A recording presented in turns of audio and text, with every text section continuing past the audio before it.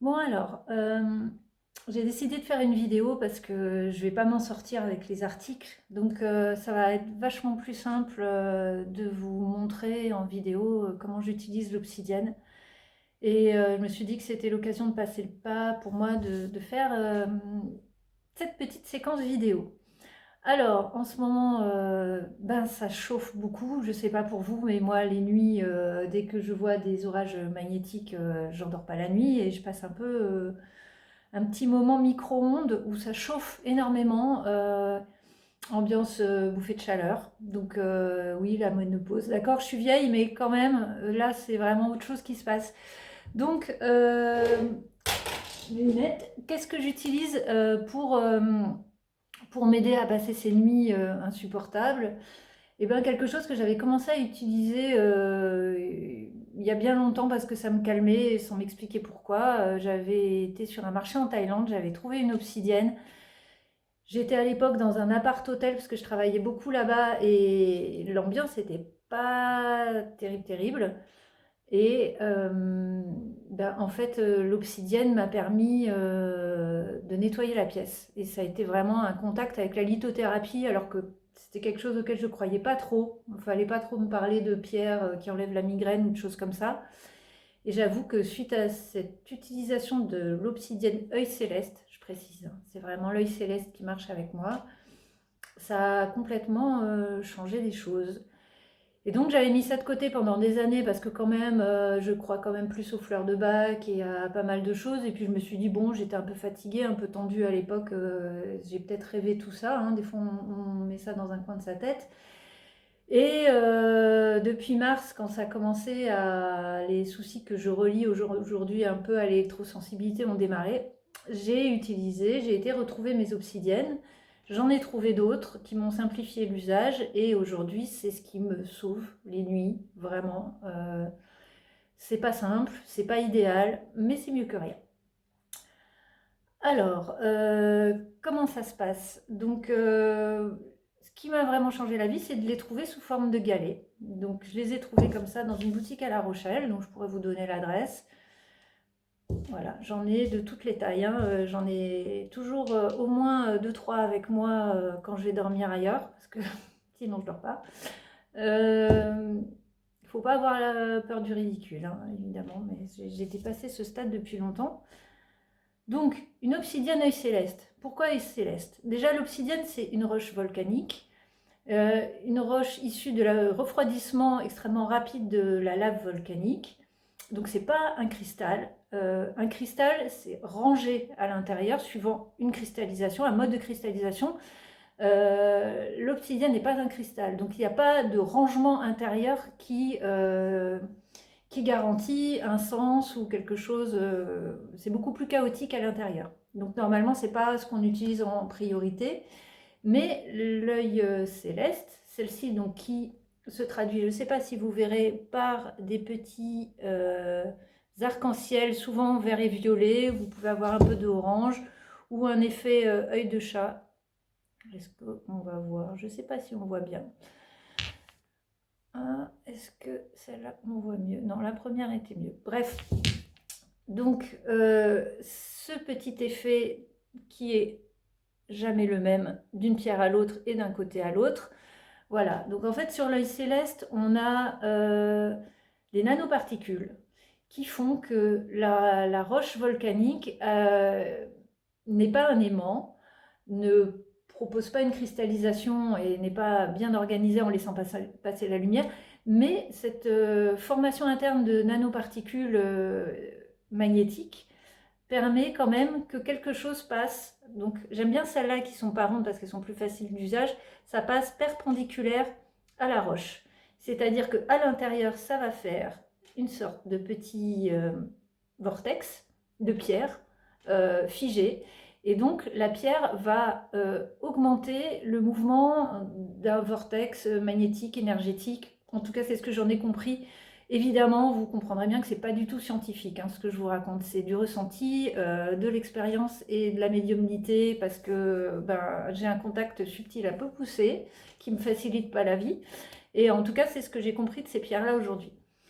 Donc, comment s'en servir?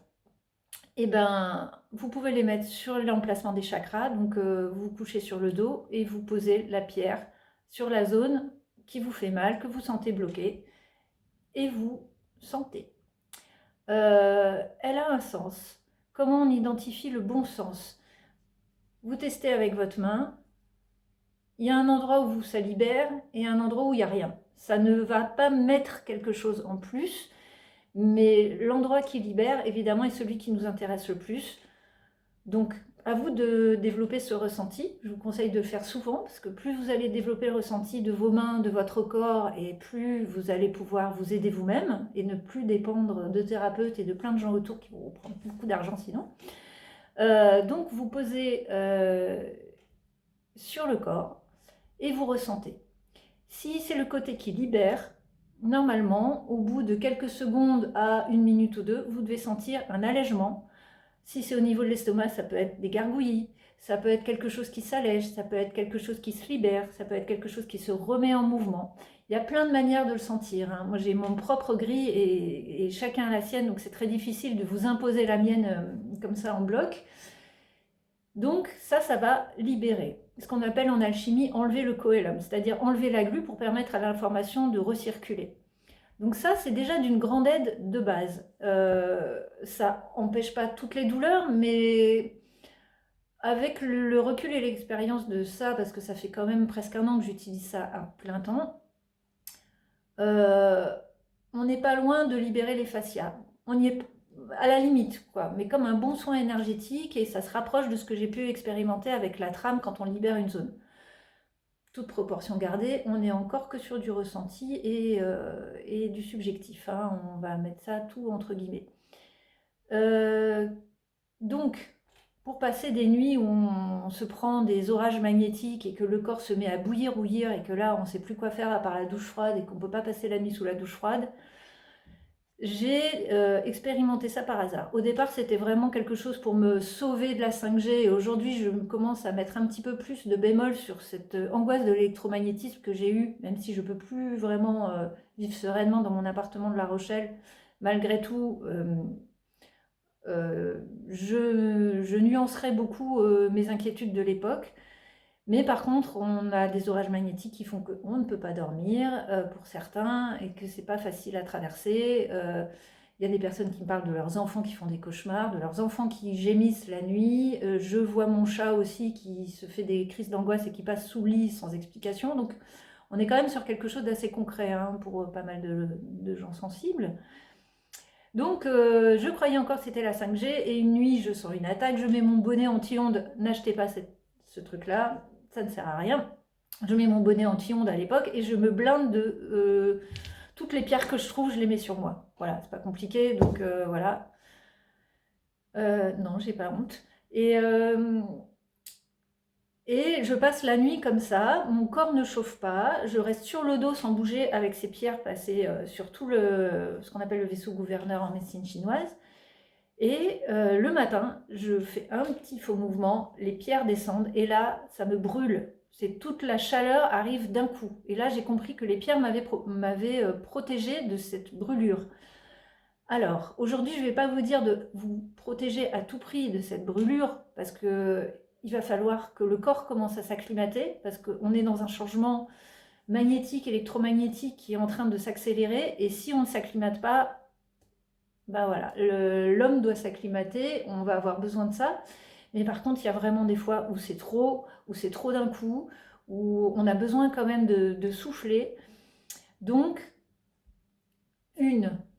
ayez-en une, ça doit largement suffire, mais ça vous permet de mettre ça sur la zone la plus exposée, en général le cœur ou le plexus solaire. C'est en général les deux zones qui sont les plus difficiles à calmer, même en respirant, même en prenant une douche froide, même en posant un pied sur le sol, histoire de décharger l'énergie.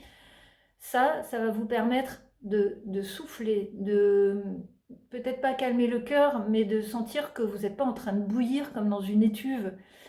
Et en général, si vous avez la chance que ça marche comme avec moi, on se calme suffisamment pour pouvoir s'endormir et dormir quelques heures et pas avoir des nuits où on est comme dans une grenouille dans un micro-ondes. Voilà. Donc, Plus, je pense que c'est pas forcément nécessaire parce que c'est assez glaçant. Non, je sais pas du tout le bon mot. C'est assez angoissant de sentir qu'on se protège avec ça et que dès que ça tombe, on se prend la grosse coulée de lave, hein. Ça fait vraiment ça dans le corps. Donc je vous conseille pas d'en mettre, de faire un peu les bêtises que j'ai faites en mettant partout et en ayant l'air d'une folle, mais une à avoir sous l'oreiller et à tenir dans la main quand vous sentez que la charge électrique grandit et à poser sur le cœur quand vous sentez que c'est trop pour vous à l'instant où ça vous traverse. L'intérêt de ça, c'est que tant que ça tombe pas du lit, que ça casse pas, attention quand ça casse, c'est comme du verre, mais tant que ça tombe pas du lit, ben ça peut même convenir aux enfants. Vous pouvez en faire un doudou pour les enfants. Je sais pas, j'ai pas d'enfants, mais faites juste attention à ce que ça ne casse pas, parce que par contre, quand ça casse, c'est hyper coupant. C'est comme du silex. Mais tant que ça ne casse pas, c'est très agréable à avoir en main. Vous choisissez le côté qui vous fait le plus du bien. On n'a pas besoin de prouver quoi que ce soit, ça peut changer. Vous mettez dans la main et vous endormez avec ça sous l'oreiller. Je vous assure que ça change les nuits. Voilà. Bon, bah, j'ai fait mon bon coming out de lithothérapeute un peu flyé. En tout cas, voilà. Je sais pas si j'oublie quelque chose. Encore une fois, obsidienne, œil céleste uniquement. L'obsidienne classique ne marche pas. Les obsidiennes mouchetées, larmes d'Apache, qui sont très belles, hein, mais ne marchent pas. C'est vraiment celle-là qui marche et pas d'autres. Et sous cette forme, de manière à ce que vous puissiez avoir le vortex à l'intérieur et que vous puissiez la poser sans avoir à la tenir. Parce que j'ai eu pendant longtemps des obsidiennes en sphère, en boule. Et alors là, dans la nuit, sous l'oreiller, pour trouver l'axe du vortex, bon courage. Donc voilà, je peux vous donner l'adresse de là où je les ai trouvés à La Rochelle en espérant qu'ils en aient un peu plus parce qu'ils étaient un peu au bout de leur stock. Je crois que je les ai dévalisés. Et puis après, ben, sur Internet ou les boutiques de pierre autour de chez vous. Évidemment, je me tiens à votre disposition pour en discuter si vous avez des questions. Et ce sera avec plaisir. Mais testez, prenez dans la main. Et je suis sûre qu'il y a plein d'autres solutions qu'on n'a pas encore trouvées. Mais voilà, les solutions naturelles, je pense, seront celles qui nous permettront de nous adapter à ce qui vient et à tous ces changements qui nous traversent, qui nous transforment.